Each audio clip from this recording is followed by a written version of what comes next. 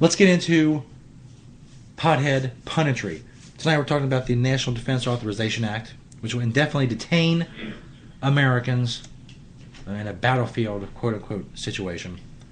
The little fucking troll Newt Gingrich and the equally little and trolly Michael Savage and drones in America.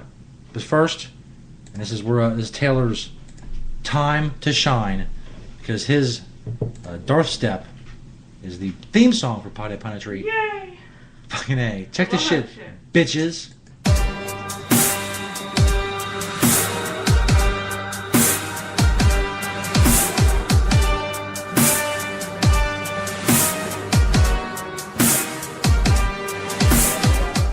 Our nation stands on the brink. Every day brings new federal encroachments that take our freedoms and strangle our will. There comes a time when the silliness must take a back seat to the serious issues of the day. The time is now. It's time to fight back and reclaim the freedom that is rightfully ours. It is time to discuss the serious issues of the day with Stoner Jesus's Pothead Punditry.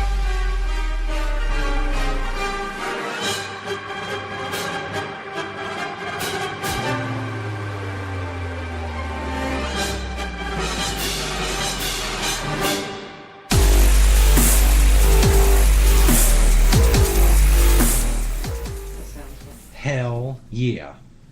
It's Pothead Punditry episode 15. Welcome you those listening live and listening on the podcast on stonerjesus.net and on iTunes and on Spreaker and on YouTube. Thank you for joining us. This is Pothead Punditry episode 15. Tonight we'll be talking about the National Defense Authorization Act.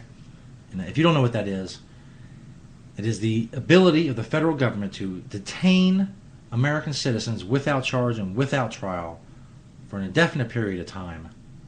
And that is fucked up. You wonder why we talk about serious shit on this show? That's why. That's serious shit. It's time for the silliness and St. Peter singing Christmas songs. And then it's time to get down to the nitty gritty, as they used to say a very, very long time ago.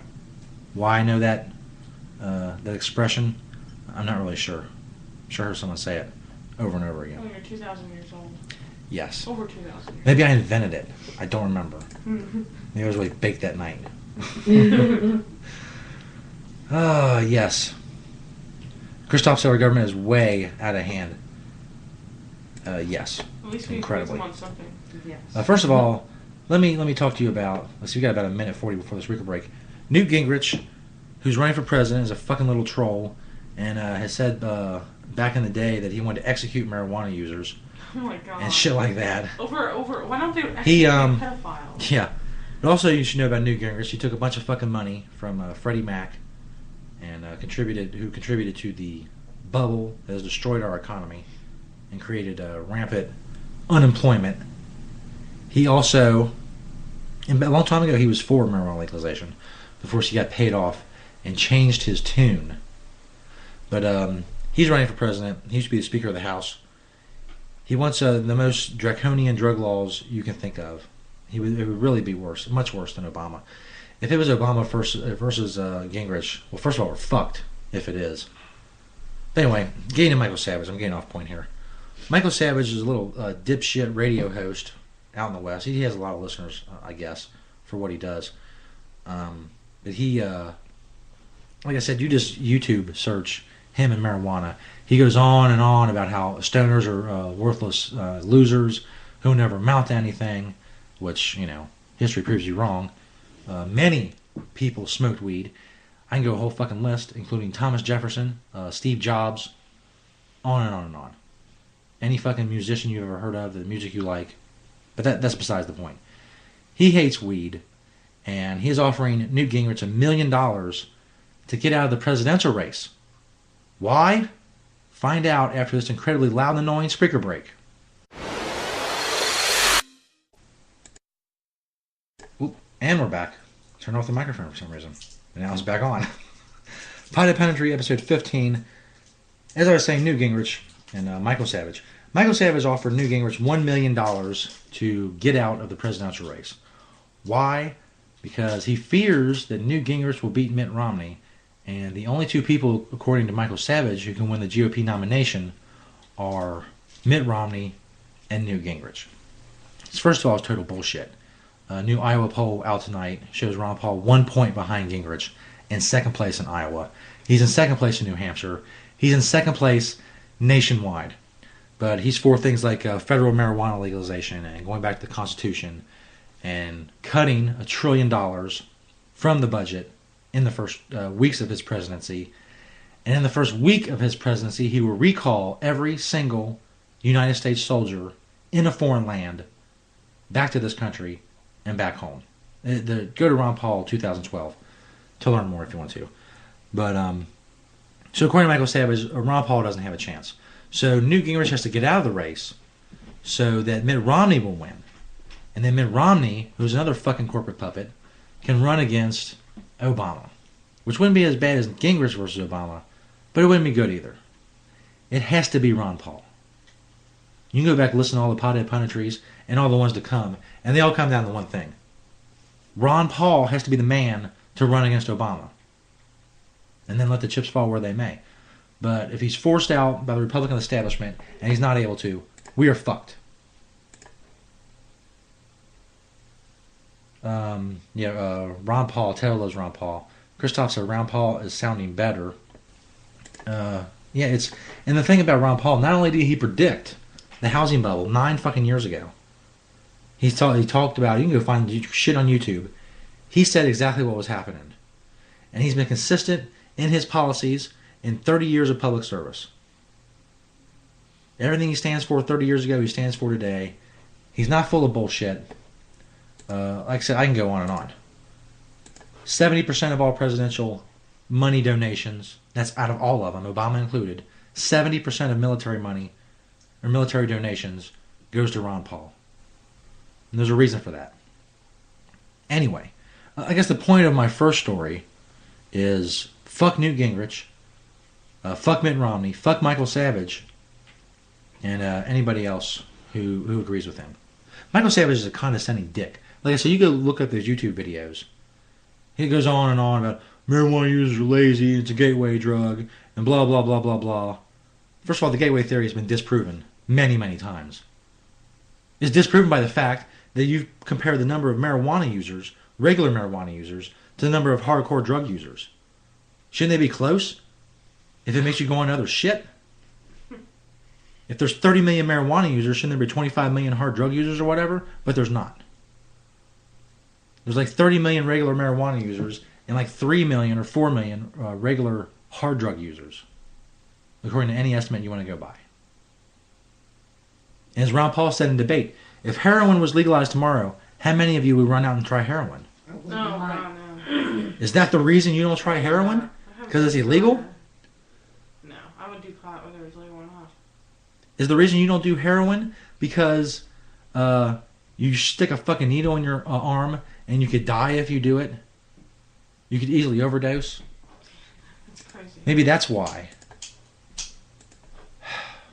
Anyway, that's my little Michael Savage rant or whatever. This is the shit I really need to talk about. And then we're going to play about the drones in America. Surveillance drones in this fucking country. Little unmanned aircraft that can watch what you do and listen to what you say. But first, this is from Infowars.com. Obama administration demanded power to indefinitely detain U.S. citizens. Despite reports that Obama is planning to veto the National Defense Authorization Act, Senator Carl Levin, one of the fucking traitorous bastards who put this bill up along with that asshole John McCain, they should both be fucking hung as traitors to this country. Anyway, traitor Senator Carl Levin has revealed it was the administration itself that lobbied to remove language from the bill that would have protected American citizens from being detained indefinitely without trial. Levin said the language which precluded the application of Section 1031 to American citizens was in the bill that we originally approved, and the administration asked us to remove the language which says that U.S. citizens and lawful residents would not be subject to this section, said Levin, chairman of the Armed Services Committee. It was the administration that asked us to remove the very language which we had in the bill which passed the committee. We removed it at the request of the administration, said Levin, emphasizing it was the administration which asked us to remove the very language the absence of which it now objected to. Section 1031 of the NDAA bill, this is the important part, which itself defines the entirety of the United States as a battlefield, allows American citizens to be snatched from the streets, carted off to a foreign detention camp, and held indefinitely without trial. The bill states that, quote, any person who has committed a belligerent act, unquote, faces indefinite detention, but no trial or evidence has to be presented. The White House merely needs to make the accusation. An amendment introduced by Democratic Senator Dianne Feinstein, described as cleverly worded nonsense by Congressman Justin Amash, does not protect Americans from being subject to the provision. The Feinstein Amendment, 1031E, is dangerously misleading, writes John Wood of Change.org, which is running a petition to oppose the signing of the bill. Don't be fooled. In the text of 1031E, nothing in this section shall be construed. The only word that matters is construed, because the Supreme Court are the only ones with the power to construe the law.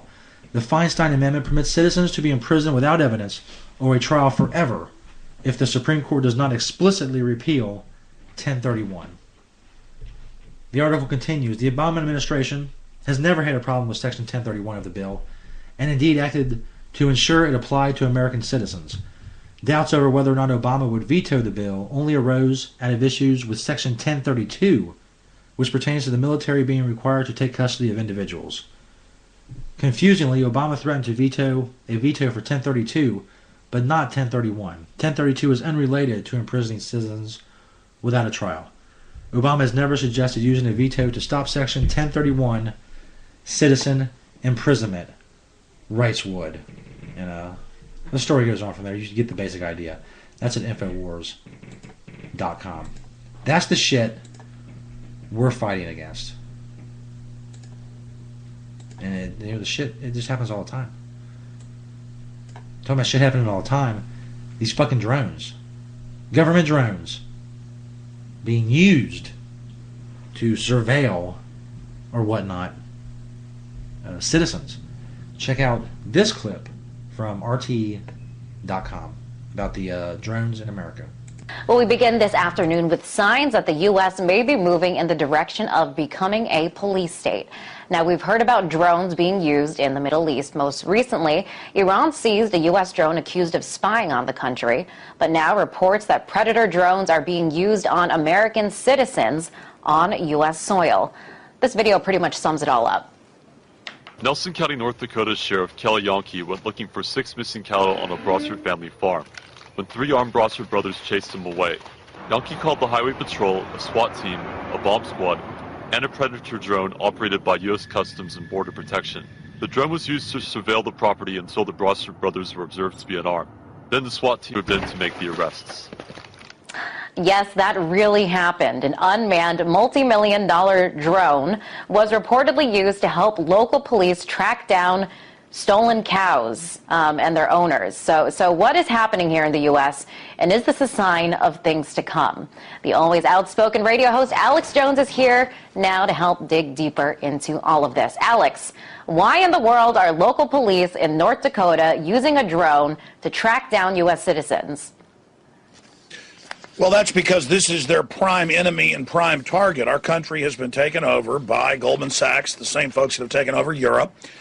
They publicly are setting up a system where the entire military-industrial complex is used against the people, and in the internal law enforcement manuals that I've gotten from law enforcement in the last decade, but especially in the last few years, none of it is about Al-Qaeda that our government's given control of Libya to. It's all about land rights activists, Second Amendment activists, property rights activists, and now under the Department of Defense, there's the Rural Affairs Council and the 10 Governors Council, and in the training, and this is public, it is all about having an all-out civil war with rural populations who aren't going to give their property up under the Rural Council. So, of course, hundreds of miles inside the U.S., they won't use the Predator drones on illegals coming across the border, but they will on citizens who, under common law, cows keep coming on your property for the damage and things, you are able to keep them. That's common law. That's state law. And the fact is that then without a warrant, they came on the property and they said, hey, get out of here. You don't have a warrant. And they had firearms in their vehicles. So they called in a Air Force vehicle. And this is a multi-million-dollar system they use to kill people worldwide. And why is it happening?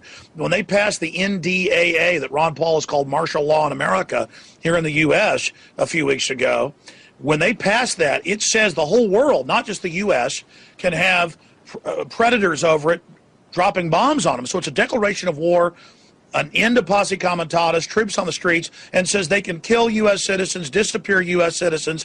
It isn't a police state. It's beyond a police state. It's something more like North Korea. Do you think, Alex, that this is a sign of things to come, this cross from using, because drones are typically used in the Middle East, on terrorists. Do you think that this could be the beginning of more instances like this, where we see predator drones being used on U.S. citizens? Yes, Northcom, based in Colorado Springs, Colorado, is the real government. And the United States is a battlefield for at least a decade. They're just announcing now what they always planned. I mean, I knew 9 years ago we were going to have TSA checkpoints. People laughed, but I watched C-SPAN. I read the documents. I made them public. Now they have TSA checkpoints with the Army and Marines in states all over the U.S., and you pull up in the middle of the countryside, and there's highway checkpoints with cops dragging you out of the car under the orders of TSA. Now, they have Marine Corps running DUI checkpoints to make it sound like good PR. They're just getting everybody ready for this. I mean, Army Times, Stars and Stripes 3 years ago said Homeland Brigade Homeland was the headline, preparing to pull triggers on American citizens. And I mean, the military's public. They are training. I've been to the drills where they train to go door to door, confiscating our firearms, arresting political dissidents. What came to Russia, what came to Nazi Germany, what came to China, what's come to every other country, classical authoritarianism is now coming here, and the drones that we pay for are going to be used against us. Not when there's a bank robbery, not when a liquor store gets robbed, not when your house gets invaded, but when you are that rural gun owner. The entire posture of the Pentagon is literally set to wage war on self-sufficient country boys. As Hank Williams' song, "A country boy can survive. You can skin a buck. You can run a trot line." The law enforcement is obsessed with it. Because but why target the rural farmers? What danger do they pose? Why did Stalin target them in Ukraine? Why did Hitler go after rural areas? They don't want you being self-sufficient. They want you in the artificial big cities, the artificial habitat that they've basically set up, their control grids. You go out in the middle of nowhere and you'll be in country towns with Homeland Security cameras everywhere, helicopters flying over, because I've been telling people this is coming in the rural areas because I've talked to the police. They are scared of people that are self-sufficient and who they know aren't going to turn their guns in when they're ordered to. Okay, Alex, one argument that we hear from proponents of drones and other surveillance methods is that, hey, do whatever it takes to improve the safety and security of the population. What do you think about this argument? And can you talk about the capacity of drones to be abused? Absolutely. Look, Hitler said he did everything he did to keep people safe.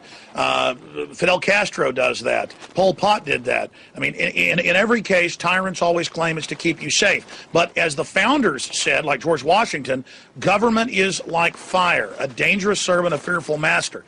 Government is... In the 20th century, government killed over 200 million people, more than anything else that was an unnatural death. Government is always the greatest abuser. Government is always the greatest danger when it gets out of hand.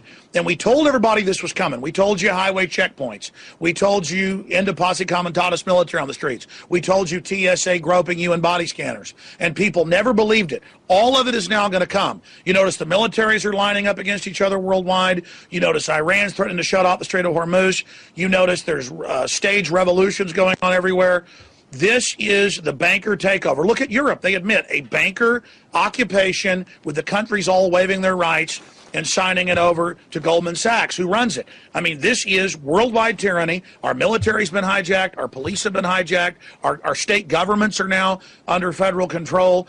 America has turned into the evil empire, as Ron Paul has pointed out. And we're only going to get our republic back by admitting how much tyranny we've gotten into. The great threat is this tyranny, and the banks are getting ready for runs on the banks. They're getting ready to take the pension funds, just like in Portugal, just like in Greece. And so they're gearing up to use this paramilitary force, because if they don't, people like John Corzine, who's billions of dollars have now disappeared from MF Global, and he won't say where it went, he's going to go to jail like Bernie Madoff. The president, Eric Holder, who on record's been caught perjuring and shipping guns into Mexico. Ron Paul today on my radio show said it's criminal what happened. It's a false flag. They're all going to prison if they don't set up martial law. And I hope the world understands that. This isn't a game. These criminals are going to try to bring in total tyranny, because if they don't, they're all going to prison. Very passionate and fascinating arguments coming from you. I do want to ask you why you think some people dismiss you as a conspiracy theorist. I mean, you've warned people of things. Some of them have come true, but we do continue to hear this criticism. Why do you think that some people do dismiss you as a conspiracy theorist? When my grandfather was in a B-17 and a Liberator, it was in both those bombers, as a pilot in World War II, they said when you're over the target, you get the flak. How did they know they were over the target? Because the flak was coming up. Okay, I've got flak, Nightline, you name it. All these, Rolling Stone magazine, MSNBC, all attacking me because I'm over the target. I've been to the urban warfare drills. I'm sent the secret documents by patriots inside the government. I know what's coming. I know about FEMA now staffing the FEMA camps. That's admitted with Kellogg, Brown, and Root of Halliburton. And so conspiracy theory is just a way to say don't listen to what he has to say. And it's not working anymore. And so all I beg people to do is to look into the information we cover at Infowars.com for themselves and decide and research, do you want the next phase of this to come into view? Alex, pleasure to have you on the show as always. That was radio host Welcome Alex back, Jones. everybody. Stoner Jesus Show Live. Podcast number 90 for stonerjesus.net. Pothead Punditery 15. Let's check the chat room.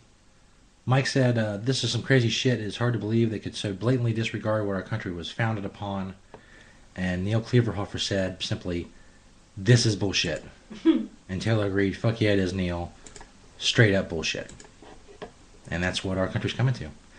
That's why we cover serious issues here on the Stoner Jesus Show Live. And it's time for